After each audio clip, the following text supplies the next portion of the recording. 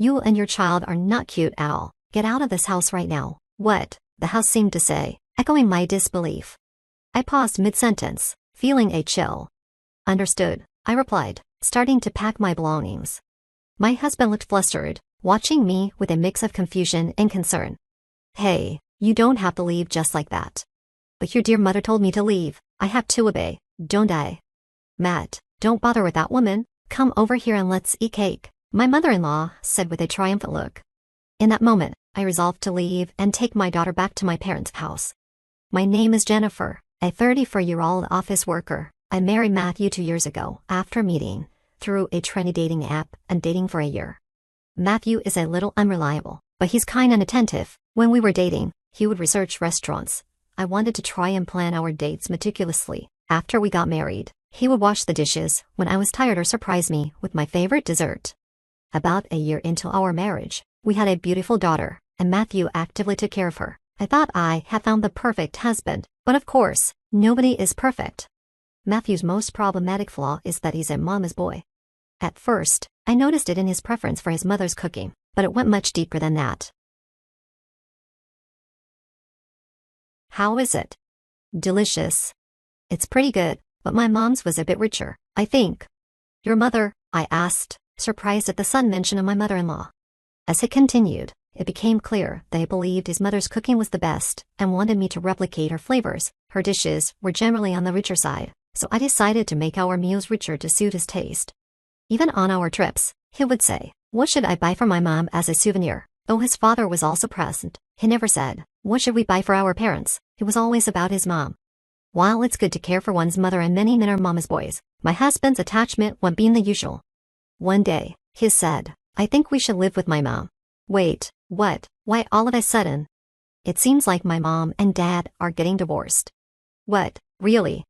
Apparently, it's because of my dad's infidelity. Oh no. I was shocked. My father-in-law seemed so kind, but appearances can be deceiving. It's sad to leave my mom alone, and if we live together, she can help take care of our daughter. That might be true. I was on parental leave, and my mother-in-law's help could allow me to return to work sooner. However, I had concerns because she wasn't particularly fond of me. Can we get along well if we live together? I expressed my honest worries to my husband.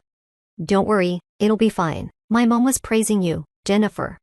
His reassurance made me feel a bit better, and I hoped we could coexist peacefully. However, I quickly realized my optimism was misplaced. When my mother-in-law moved into our apartment, her attitude toward me changed drastically. "I can't believe you get to live in such a nice apartment. It's so annoying." "What? Don't you ever forget that you have this life thanks to my son?" she snapped. I couldn't understand why she was yelling at me. "Well, Matthew works hard and helps out with chores, so I am grateful," I replied quietly, recognizing there was some truth to her words. "Yes, I'll keep that in mind." "At least you're obedient, that's good." From that moment, she would find reasons to yell at me over the smallest things. "You're supposed to put sauce on fried eggs. Why is there soy sauce? The bath temperature is so lukewarm. Set it hotter. Why isn't there any ice cream? After a bath, you need to have ice cream. No, do it all yourself." The reasons for her anger were trivial, but they kept coming. Despite being home all day, my mother-in-law did little housework. I had hoped she would help more with our 1-year-old daughter, but she only did so when she felt like it and quickly lost interest. Living together, I realized my mother-in-law's overprotectiveness toward Matthew is even worse than his attachment to her. "Matthew, how was work today?" she would ask. It was really tough. My boss was on edge because we were so busy, so I had to be careful.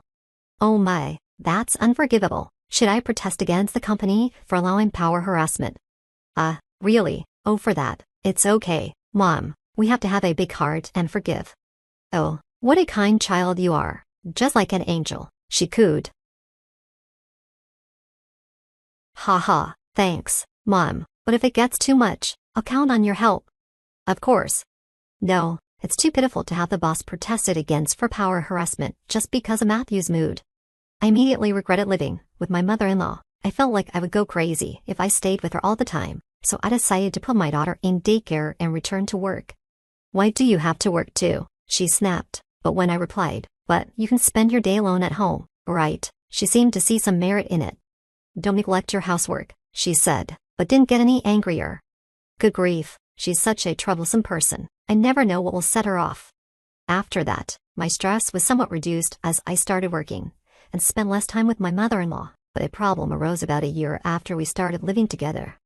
That day happened to be my daughter's second birthday. We prepared a cake, gifts, and held a birthday party for her as a family, but my daughter had entered the terrible twos, and it was at its peak during the birthday party. "Come on, here's a present. Open it up," my mother-in-law said, handing the gift to my daughter. "No," my daughter said, adding the present away. My mother-in-law was surprised, but she held back this time, thinking that if the present didn't work, maybe the cake would. She scooped up a bit with a fork and tried to feed my daughter. "Here it is, your favorite shortcake."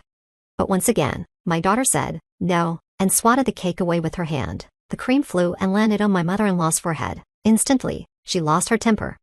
"Enough already, you're getting carried away because I'm being nice to you." My daughter started crying, frightened by the sudden outburst. "What are you doing?" She's scared. I quickly hugged my daughter, shielding her.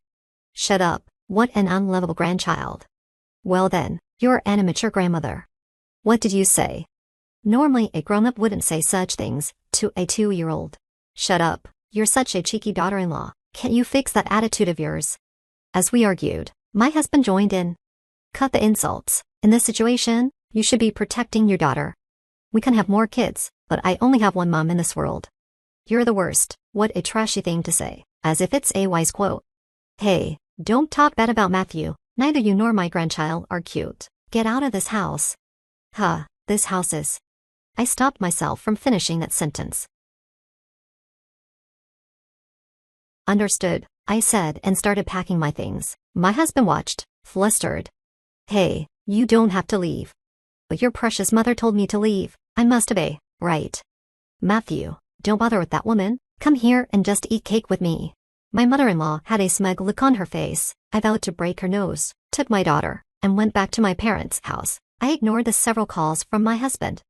I made preparations and sent him the divorce papers. He filled them out and sent them back, so I submitted them to the city office right away. Then I called my ex-husband.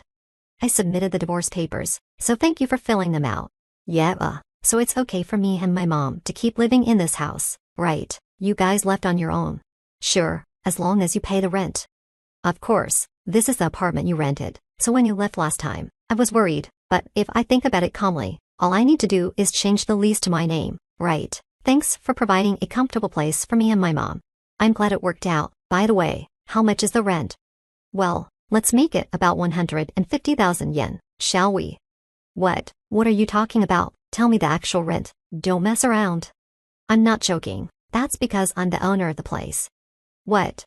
"We talked about it when we got married. Remember, I made quite a bit of money in stocks a long time ago and bought that apartment. You must have assumed it was a rental on your own." Matthew fell silent, seemingly at a loss for words. "If you can afford the 150,000 yen rent, I'll just sell the place. It will sell quickly." Wait. If you do that, where will my mom and I live?" "I don't care. You better leave quickly, or I'll report you to the management company." With that, she hung up the phone, blocked her ex-husband's number, and later sought child support payments through a lawyer. According to the lawyer, her ex-husband looked gaunt and worn out, struggling both mentally and financially to support his mother while paying child support. His mother accompanied him to the negotiations, where they spent the entire time blaming each other. "It's your fault." The close relationship between mother and son, which had seemed so distasteful before, crumbled instantly once they lost their wealth and comfortable lifestyle. Perhaps their bond was superficial after all. For Jennifer, it was no longer her problem. She sold the apartment for a surprisingly high price, saved the money for her daughter's upbringing, and now works hard while living with her parents. Although she hopes to find love again someday, her top priority is earning as much money as possible for her beloved daughter. She also resolves to learn from her former mother-in-law's example and avoid being overly intrusive in her daughter's life. Thank you for watching until the end. If you liked it, please subscribe to the channel. See you in the next video.